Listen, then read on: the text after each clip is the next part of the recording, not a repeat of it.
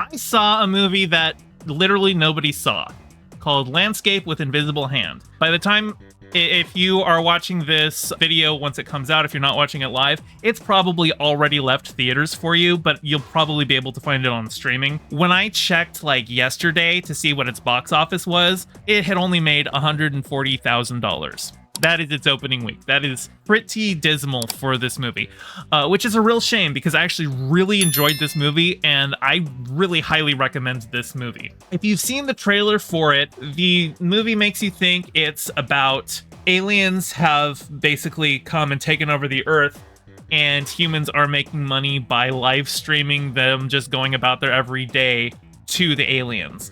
And the movie makes you think that's what it's really about. But that's actually only a very small part of this movie. The trailers make it seem like it's a comedy, but it is not a comedy. There are certainly pretty outlandish things in the movie, things that look very silly. The alien design is very silly itself, but none of it is played for laughs.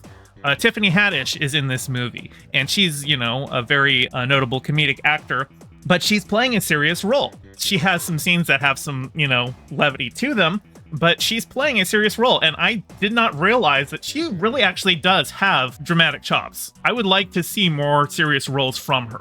Usually, her comedic fare, she kind of annoys me in that. Like, she was in Haunted Mansion, which released a couple weeks ago, and I actually commented in my review for that I was expecting to be more annoyed by her in that one than I was. But in this one, I think she's great.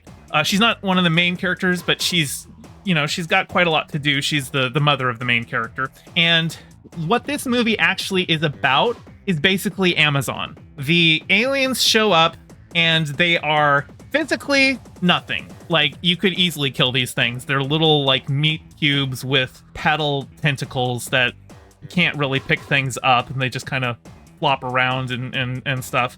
But they take over Earth through economic means. Basically, they show up with superior technology and make business deals and sell all that stuff, and it completely reorients the economy of Earth toward serving their needs.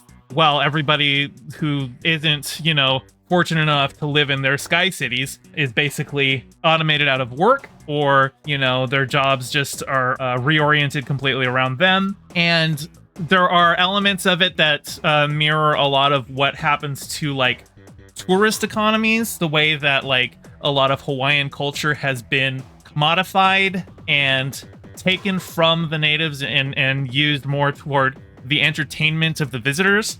There's a lot of elements of that. There's elements of the way that Amazon comes in and like undercuts, more independent ventures because they've got the finances to take the losses for long enough to starve everyone else out. So there's elements of that. And it talks a lot about how capitalism can, commodify and destroy the soul of artwork. And I don't want to get too much more into it, but I would say it is a very good movie. It is not a subtle movie at all. It is a very blatant, on-the-nose film about the ways that capitalism destroys society. And unfortunately, it's under a capitalist system, it has made basically no money.